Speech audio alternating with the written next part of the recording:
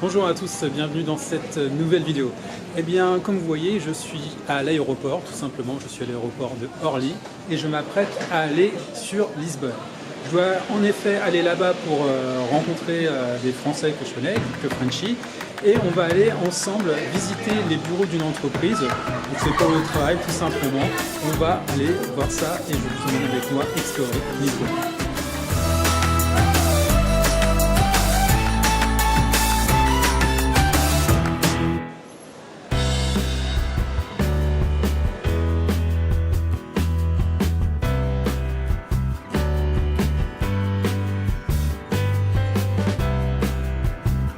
Me voilà bien arrivé à l'hôtel, donc j'ai pu commencer à installer mes affaires, j'ai pris contact avec les autres. Je sors de l'hôtel me disant bon, faut que je me trouve une petite épicerie, un truc à manger et tout. Et là, je vois accolé à l'hôtel, juste à ma gauche, une petite épicerie tenue par des Indiens. Eh bien, j'en ai profité pour faire quelques courses.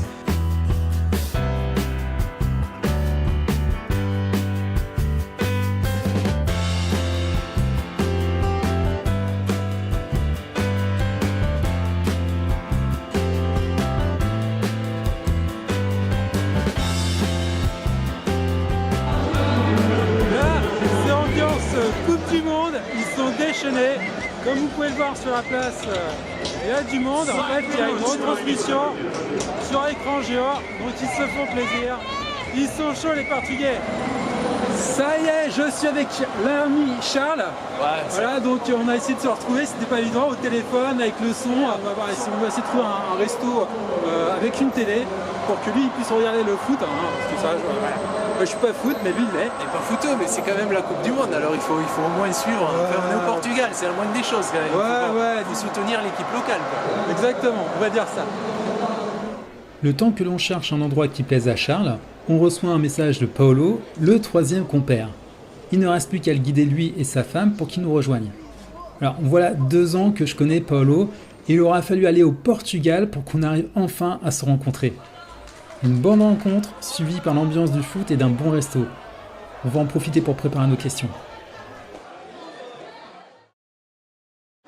Deuxième jour sur Lisbonne. Là, ce matin, je me suis levé 7 h, j'ai regardé des trucs sur mon téléphone, ma tablette et tout. Petite séance de musculation, petit déjeuner et après une bonne douche. Et là, je me rends chez Charles. Donc, enfin, en tout cas, le logement qu'ils ont pris Airbnb. On va discuter, on va papoter. Et puis là, vers midi, on va aller à la rencontre de Paolo et le boss de Inex.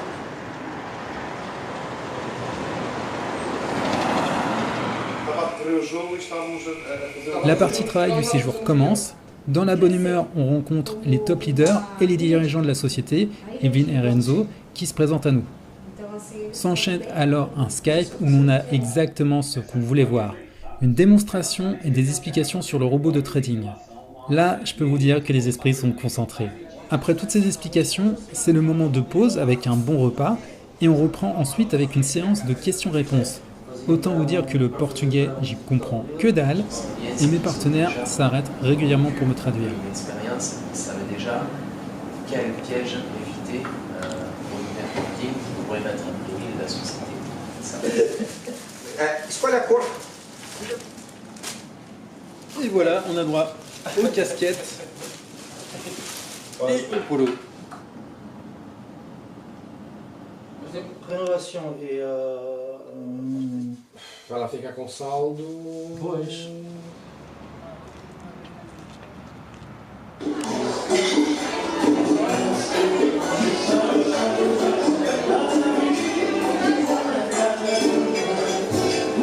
Après une longue journée, les gars, qu'est-ce que vous avez pensé de cette journée? Très grosse journée, très positive, très instructive. Plein de bonnes choses, plein de bonnes nouvelles. En tout cas, moi, premier ressenti, c'est top. Voilà. Donc, Grosse transparence.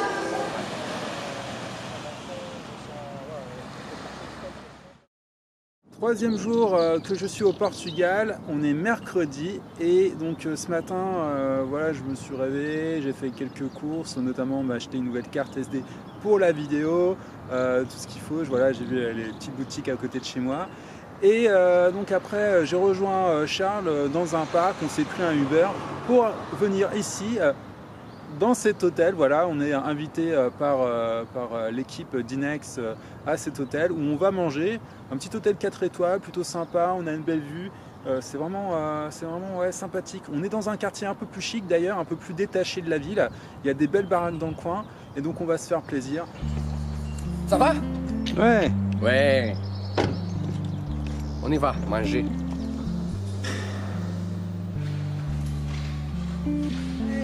Bonjour!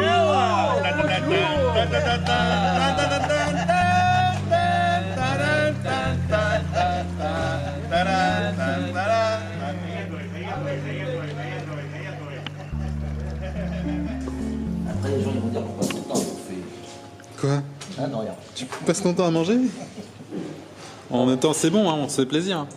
Bah, faut dire qu'on travaille bien à côté, donc Faut prendre des forces. prendre du plaisir. Des forces et du plaisir. C'est romantique.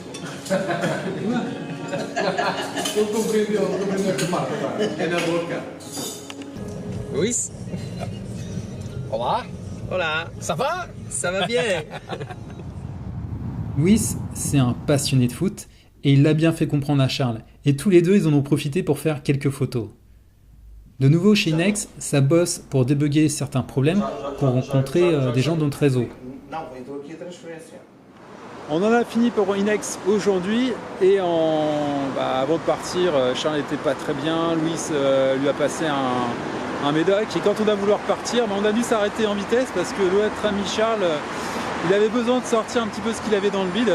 Je crois que c'est le Mexicain qui n'est pas passé. Donc voilà, il se repose, il prend un petit peu de souffle, un peu d'air et puis on repart et je crois qu'on va le lâcher directement à son hôtel.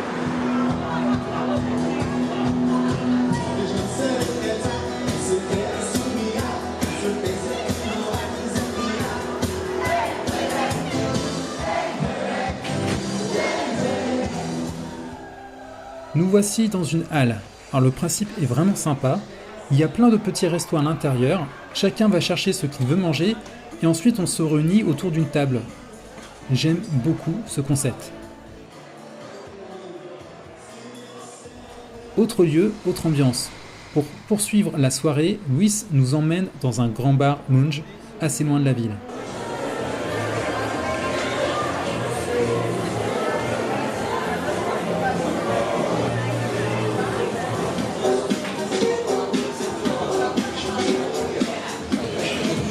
Charles, tu n'as pas pu être là, on pense fort à toi.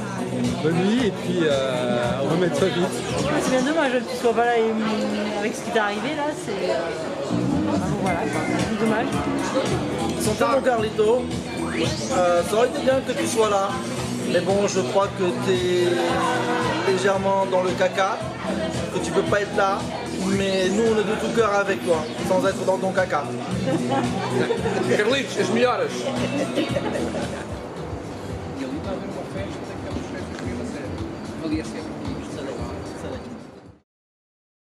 On est jeudi, 4e jour à Lisbonne. Voilà, donc il fait beau, il fait bon, c'est super, vraiment c'est agréable. Là ce que je fais, c'est que je vais essayer de me trouver une Fnac pour me trouver un petit peu de, une clé pour faire une connexion entre mes données que je fais sur l'appareil et mon téléphone. Parce que je me suis créé un compte Instagram, mais je peux pas mettre les photos que je fais avec cet appareil sur Instagram, c'est un petit peu con. Donc voilà, c'est un petit peu dommage.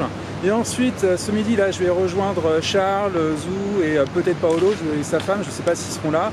On va manger ensemble avant que Charles prenne son avion puisqu'il repart aujourd'hui. Voilà, les gens connectés sur leur téléphone. Eh bien, les gens, bon appétit. Merci. Ce séjour touche à sa fin. Nous concernant, après il y en a un qui est derrière l'écran qui va rester là un peu plus longtemps. Mais c'est à faire. C'est à faire. Si vous avez la possibilité de venir au Portugal, de visiter Lisbonne, Porto, ou alors c'est vraiment sympa. J'ai laissé Charles et Zou derrière moi, eux ils repartent et moi donc je continue ma balade. Je monte dans les hauteurs, direction le château. Moi, je m'y rends à pied en faisant travailler mes petites jambes dans une bonne montée, mais vous pouvez très bien y aller en tuk-tuk, tranquillou, ou en tramway.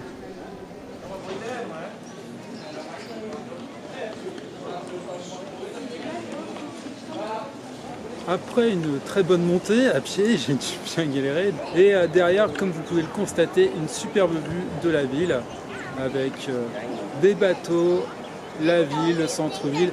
Et derrière, sur la place, il y a des gens qui sont réunis pour voir justement la Coupe du Monde de foot. Le château de Saint-Georges. La muraille daterait de la fin de la période romaine et aurait ensuite été reconstruite et renforcée durant la période islamique, protégeant le centre du pouvoir politique et militaire de la ville. Dans le contexte de la Reconquista chrétienne, la fortification musulmane capitula après un dur siège de près de 3 mois. En signe de gratitude, le château, devenu chrétien, fut placé sous la protection du martyr Georges de Lydda. Entre 1179 et 1183, le château résista avec succès aux forces musulmanes qui dévastèrent la région. 1255, Lisbonne devenue la capitale du royaume, le château devint palais royal, mais aussi palais des évêques, lieu d'hébergement pour la noblesse, de la cour et caserne militaire.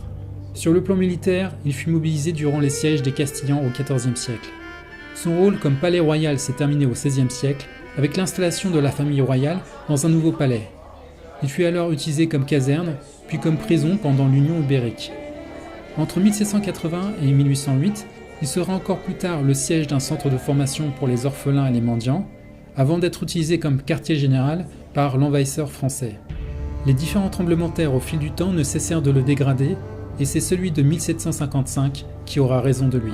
Classé monument national en 1910, d'importants travaux de restauration furent entrepris dans les années 1940 et 1990, lui rendant son aspect médiéval. Bon cette visite du château, je suis un petit peu déçu parce que c'est beaucoup en fait de rondes et de pierres, c'est un peu dommage. Mais voilà, mais sinon on voit aussi à côté sur cette butte, eh bien il y a des endroits assez beaux, assez agréables. On peut voir le bâtiment qui est juste là, qui est plutôt joli, voilà. Et puis donc cette petite place juste derrière, où on peut avoir la mer, enfin plutôt l'océan, une belle petite vue. Donc je pense qu'il ne faut pas s'arrêter qu'au château, mais aussi ce qu'il y a à côté.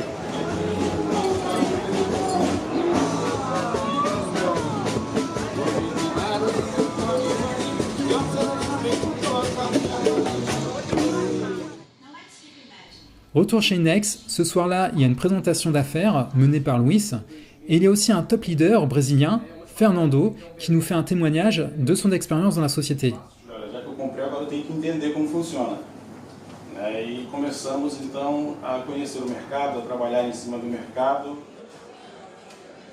La soirée se finit comme d'habitude avec un bon petit repas.